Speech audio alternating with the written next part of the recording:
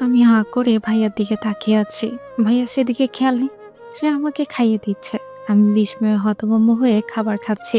ভাইয়া আমাকে খাইয়ে দিবে এটা আমার কল্পনার বাহিরে ছিল। সেটাই করছে ভাইয়া। আমি অবাক নয়নে তার ফর্সা কুচকানো কপাল থেকে সারা মুখ খুঁটিয়ে খুঁটিয়ে দেখছি। আজ আমার একটা জিনিস নজরে পড়ল। ভাইয়ার বাম গালে কানের কাছে একটা লাল তিল আছে, যা আগে আমি লক্ষ্য করিনি। আজ করলাম। আমি নির্লজ্জের মতো চোখ বড় করে তাকিয়ে আছি। হুট করেই ভাইয়ার একটা কথা শুনে হকচকিয়ে গেলাম। সাথে সাথে চোখ সরিয়ে নিলাম। লজ্জায় আমার কান গরম হয়ে গেছে, বুকের ভেতর ধুকপুক করছে। এভাবে তাকিয়ে না থেকে খা। আমি দুহাত মুঠো করে সজোরে নিচের দিকে তাকিয়ে আছি। ফুসা, খাবারটা শেষ করো। এতক্ষণ তো লজ্জা পেলে না, এখন এত লজ্জা কোথা থেকে এলো? ভাইয়ার কথায় চমকে ভার মুখ করে মাথা তুলে তাকাই আর বললাম, সরি ভাইয়া, আমি আসলে। ভাইয়া চাপা রাগ নিয়ে ধমকে সুরে বলে, তোকে আমি কিছু বলতে বলেছি? তাহলে কেন বলছিস? খেতে বলেছি, খা তাড়াতাড়ি। আমি ভীতু মুখ করে তাকিয়ে হা করলাম। ভাইয়ার হাতে খেতে এত লজ্জা লাগছে, কি বলবো। আমি কিন্তু কিছু বলতে পারছি না। পারবো কি করে? একটু আগে যখন ভাইয়া আমার হাতের ওই অবস্থা দেখলো, রেগে এক ধমক দিল। আমি কেঁপে উঠে মাথা নিচু করেছিলাম। ভাইয়া আমাকে টেনে হাত ধুয়ে দিল। আমি হতভম্ব হয়ে রইলাম। এখন খাবো কিভাবে? ভাইয়ার আগে ফুসছে। তখন আমি খিদের জ্বালায় বলেই ফেললাম, আমার তো খিদে পেয়েছে, এখন খাবো কি করে? আপনি আমার হাত কেন ধুয়ে দিলেন? আমার কথা শুনে গরম চোখে তাকায় ভাইয়া। আমি ভয় পেয়ে গেলাম। তাও বললাম নিচু কণ্ঠে, হাত ব্যথা করলে পেটের ব্যথা কমাতে পারতাম। হাতের থেকে সেটা কষ্টদায়ক বেশি। এখন আমি ব্যথা সহ্য করব কিভাবে? কথাটা বলে নিচের দিকে তাকিয়ে আছি।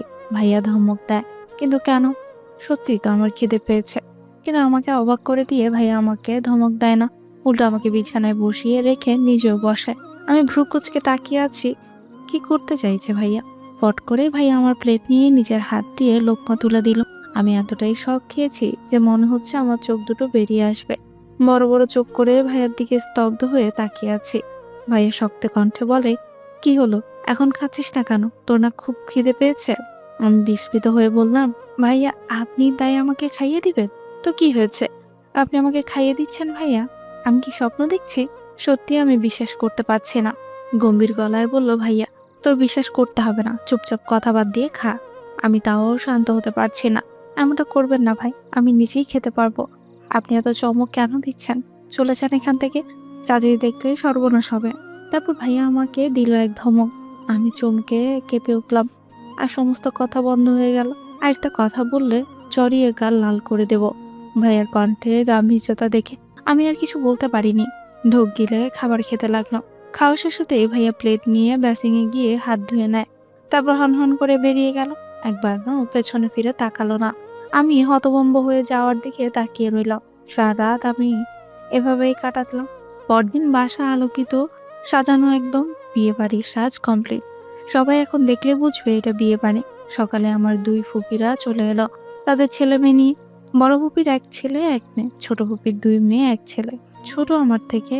ভাই বোনদের মধ্যে আমি সবার ছোট। এখনো আমারও ছোট ওরা। বাড়িতে হই হই শুরু হয়ে গেছে। এখন অন্তত আমাকে জ্বালাতে পারছে না। আসলে যতই হোক মেয়ের বিয়ে, তারা তো খোঁজ রাখার সময় থাকতে তো। তা আমার দিকে নজর দিতে পারছে না। আমিও কাজ করছি না, সাথে লতাও না। আমরা সব ভাই বোন লতা মিলে হলুদ স্টেজে বসে গল্প করছে। তখন আমার চোখ গেল ভাইয়ার রুমের ব্যালকনিতে। ভাইয়া দাঁড়িয়ে আমার দিকে তাকিয়ে আছে। আমার পাশে বসা ছোট শিলা আর 1 বছরের বড়। ও ভাইয়াকে দেখে ডেকে উঠে, ভাইয়া এখানে এসো। হাত নাড়িয়ে জোরেই বলে। ভাইয়া না বলল। আর কেউ ডাকলো না ভাইয়াকে। ভাইয়া ওখানেই দাঁড়িয়ে আছে। আমরা মজা করছি, হাসাহাসি করছি। সবকিছুর মাঝেও আমি এক পরপর ভাইয়ার দিকে তাকিয়েছি কেন জানো। মনে হচ্ছে ভাইয়া আমার দিকেই তাকিয়ে আছে। দুপুরের পর আরো আত্মীয় চলে এলো। সাথে ভাইয়ার মামার বাড়ি, খালা, সবাই আসা। বাসা ভর্তি লোক। এই সময় আমার হলো বিপদ। চাচি আমাকে রুম থেকে বের করে দেয়। সেখানে তার ভাইয়ের মেয়ে থাকবে। আমি বিস্মিত হয়ে বাইরে দাঁড়িয়ে আছি। আমি কোথায় ঘুমাবো? লতার পরিবারও এসেছে, ওর রুমে আছে। আমি ওর রুমে যেতেও পারবো না। আনন্দের মাঝে আমি আতঙ্কিত হয়ে গোমরা মুখে দাঁড়িয়ে আছি। তখনই ভাইয়ার আওয়াজ পেলাম। কপাল কুঁচকে ভাইয়া বলে, এভাবে দাঁড়িয়ে আছিস কেন? আমি কিছুই বললাম না। ভাইয়া আবার বলল, যা রেডি হয়ে আয়, কোচিংয়ে যেতে হবে। আমি রেগে তাকিয়ে বললাম, আমি যাব না কোচিংয়ে আজ। আমার রাগ দেখে ভাইয়া ভ্রু কুঁচকায়। কি হয়েছে? আমি বললাম, কি হবে? কিছু না তো। ইহানের চোখ গেল উষার রুমে। রুমে বসে আছে ওর মামাতো বোন মিলি। এবারও বুঝতে পারলো ব্যাপারটা, কিন্তু কিছু বলল না। জোর করে আমাকে কোচিংয়ে নিয়ে এলো। আমি সারা রাস্তা গাল ফুলিয়ে বসেছিলাম। গায়ে হলুদেও যেতে পারবেন না। চোখ ছলছল করছে ওর। কিন্তু চাপা অভিমান করলো ইহানের উপর। আর কিছু না বলেই কোচিং এর ভেতর চলে গেলাম। কোচিং শেষে বেরিয়ে দেখতে পাই ইহানের ক্লান্ত মুখ। সে কি আর যায়নি? কেন? গায়ে হলুদে যাবে না নাকি? এগিয়ে কিছু জিজ্ঞেস করার আগে ইহান বলে, এখন কথা না, তাড়াতাড়ি কর, হলুদে যেতে হবে। আমি বিস্মিত হয়ে বললাম, এখনো? আমি নাকি? ভাইয়ার কথার জবাব দিল না। বাসায় এলো তাড়াতাড়ি ড্রাইভ করে। নামতে গাড়ি থেকে ভাইয়া বলল, 10 মিনিটে রেডি হয়ে নিচে আসবে, বলে উপরে চলে গেল। সবাই রিফাত ভাইয়াদের ওখানে চলে গেছে। আর ওইখানের লোক এসেছে মাত্র। তার মানে বেশি সময় ধরে যায়নি। এমা আপুকে এখন স্টেজে নেওয়া হয়নি। আমাকে বাসায় দেখে বলল, কিরে, কই ছিলি, যাবি না? আমি কাঁদো কাঁদো মুখ করে বললাম, আমাকে জোর করে ভাইয়া কোচিংয়ে নিয়ে গেছিল। পারি না আর। আমি কি ধরতে পারি? তো কত সাজিয়েছে। তাহলে শাড়ি পরে আমার কাজ থাক। ভাইয়া বলেছে তাড়াতাড়ি রেডি হয়ে নিচে যেতে। তাহলে রেডি হো, ইহান তোকে নিয়ে যাবে বোধহয়। ভালোই হয়েছে। খুশি হয়ে বলল, কিন্তু আমি তো শাড়ি পরতে পারি না। আমিও তো পারবো না। আমার কি অবস্থা দেখ। এখন কি করব? তখন ছোট ফুপি আসে। হিমা তাকে দেখেই বলে, ফুপি উষাকে একটু শাড়ি পরিয়ে দাও না। আমি ভালো পারি না। যা পারো তাই দাও। ধ্যাত, ভালো হবে না। দাও না, মেয়েটা কাঁদছে দেখো। আচ্ছা আয়। ফুপি কোনো রকম কুচি করে পরিয়ে দেয়। আপু নিচে চলে গেছে। ফুপি আপুকে নিতে এসেছিল। আপু ফুপিকে রেখে একাই গেছে। ফুপি শাড়ি কোনো রকম পরিয়ে দিল। খারাপ হয়নি, কিন্তু অতটাও ভালো হয়নি। কিন্তু আমি তাতেই খুশি। ওই সাজ একটু, ফুপি বলে। সাজাবো? সবাই তো কত সাজছে জানিস। কিন্তু কি দিয়ে? ওই যে ইমার্জেন্সি সাজ বসে। আচ্ছা, কি দেবো বুঝতে পারছি না। পাউডার দিয়ে সারা মুখে দিলাম। ভেসে উঠলো। মুছতে মুছতে সবই মুছে ফেললাম। তোর এসব দেবই না। লিপস্টিক দিলাম একটু, কাজল দিতে গিয়ে চোখ কালো করে ফেললাম। হায় হায়, করলাম কি? তাড়াতাড়ি মুখ ধুয়ে আসলাম। সাজবই না। চুল বেনি করে একটু সামনে এনে রাখলাম। হাতে লাল চুড়ি পরে বেরিয়ে এলাম। আর কিছুই লাগবে না। ভাইয়া নিচেই ছিল। আমাকে দেখে ভ্রু কুঁচকে মাথা থেকে পা পর্যন্ত তাকালো। আমি কাঁচুমাচু হয়ে দাঁড়িয়ে আছি। ভাই আমার হাত টেনে বাইরে এলো। বাসা ফাঁকা, সবাই আপুর হলুদে। আধ ঘন্টা পর রিফাত ভাইয়াদের বাসায় এসে পৌঁছালাম। সারা রাস্তা কেউ কারোর সাথে কথা বলেনি। ভাইয়া খুব দ্রুতই গাড়ি চালিয়েছে। আমি শুধু শাড়ি এদিক ওদিক টেনেছি। গাড়ি থেকে নামতে গিয়ে আকাম করলাম। শাড়ির কুচি পা দিয়ে খুলে ফেললাম।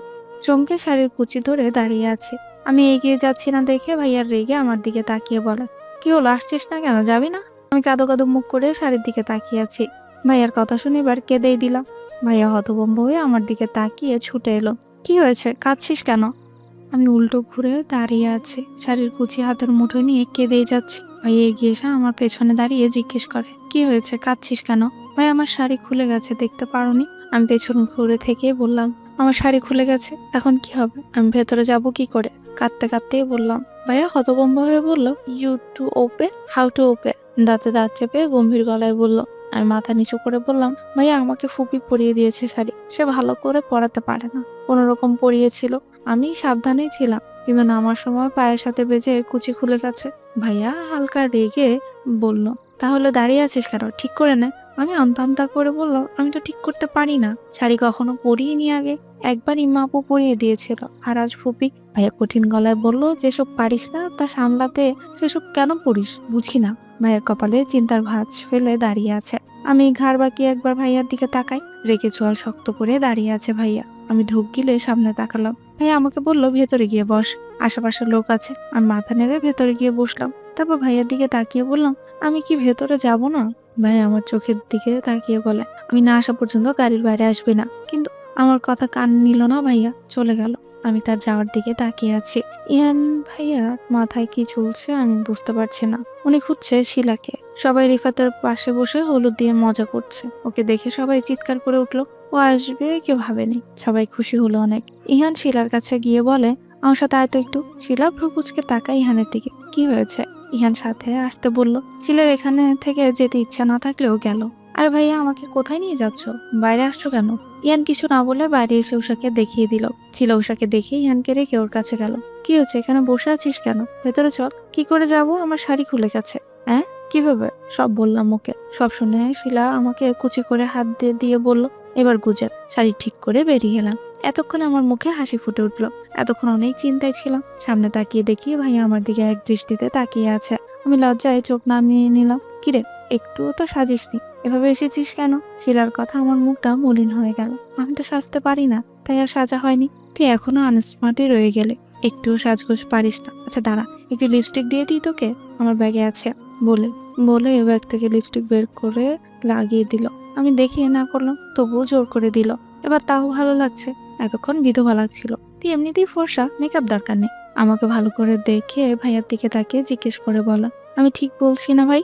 আমি চমকে উঠে ভাইয়ার দিকে তাকালাম। ভাইয়া এখন আমার দিকে হা করে তাকিয়ে আছে। শিলার কথায় চমকে চোখ সরিয়ে নেয় আর বলে, তাড়াতাড়ি চল। ভাইয়া আগে আগে চলে গেল, আমি আর শিলা পেছনে এলাম। লেট কেন হলো, কোথায় গেলাম সবাই জিজ্ঞেস করলো। হলুদ অনুষ্ঠানে এলাম, রিফাত ভাইয়াকে হলুদ দিয়ে ভূত করে ফেলেছে। সবার দেওয়া শেষ, আমি বাকি। আমাকে দেখে ভাইয়া হাসি দিয়ে কেমন আছি জিজ্ঞেস করলো।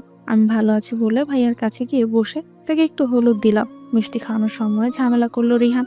আমি ভাইয়াকে মিষ্টি ধরেছি, সে ভাইয়ার পাশেই ছিল। ফট করে চামচ টেনে নিজের মুখে নেয়। আমি হতভম্ব হয়ে তাকিয়ে আছি তার দিকে, আর বাকি সবাই হা হা করে হেসে উঠে। রিফাত ভাইয়া বলল, ফাজি তুই আমার হক খেয়ে ফেললি, বলেই ভাউতে থাপ্পড় দিল। রিয়া হা করে তাকিয়ে আছে আমার দিকে। আমি তাকাতেই চোখ মারে। আমি চমকে রেগে চোখ সরিয়ে উঠে দাঁড়ালাম। সামনে তাকাতে ইহান ভাইয়ের উপর চোখ পড়ে। চোখ মুখ লাল বর্ণ ধারণ করে আছে, কঠিন চোখ করে তাকিয়ে আছে আমার দিকে, যেন চোখ দিয়ে ভস্ম করে দেবে। আমি ভয়ার্ত চোখে তাকিয়ে নিচে নেমে এলাম। সবাইকে হলুদ লাগিয়ে দিচ্ছে। আমাকে একটু লাগিয়েছে রিফাত ভাইয়ের বোন। সবার সাথে দাঁড়িয়ে আছি। খাওয়া শেষ করে আমরা চলে যাব, তখন কোথা থেকে রিহান ভাই এলো আর ফট করে আমার গালে হলুদ লাগিয়ে দিল। হতভম্ব হয়ে রিহানের দিকে তাকিয়ে আছে। রিহান বলল, তোমাকে হলুদ না লাগিয়ে যেতে দিই কি করে? শাড়িতেও খুব সুন্দর লাগছে তোমাকে, বলেই দাঁত বের করে হাসলো। সবাই চলে গেছে বাইরে। আমি হতভম্ব হয়ে দাঁড়িয়ে আছি আর রিহানের কথা বলছে শুনছি। তখনই ইহান ভাই এলো আর রিহানের দিকে একবার চোখ গরম করে তাকিয়ে আমার হাত শক্ত করে ধরে রিহানের সামনে থেকে টেনে নিয়ে এলো। আমি বিস্ময়ে হতবাক হয়ে ভাইয়ার কাঁধের দিকে তাকিয়ে আছি। আবার ভাইয়ার কি হলো? হাত জ্বলছে আমার। কাছের চুড়ি বোধহয় ভেঙে হাতে ঢুকে গেছে। আমি দাঁতে দাঁত চেপে সহ্য করছি। ভাই আমার লাগছে, হাত ছাড়ুন প্লিজ। ব্যথা আমার চোখ দিয়ে পানি বের হয়ে গেছে। ভাই সেদিকে খেয়াল নেই, টেনে আমাকে গাড়ির কাছে নিয়ে এলো। বাকিরা চলে গেছে, শুধু আমরাই আছি। ভাই আমাকে গাড়ির কাছে এনে গাড়ির সাথে চেপে ধরে। আমার ব্লাউজের ফিতা ছিল আর ফিতাটা ঘন্টি লাগানো ছিল। ভাইয়া গাড়িতে চেপে ধরায় সেটা পিঠে লেগে ব্যথাও পেলাম।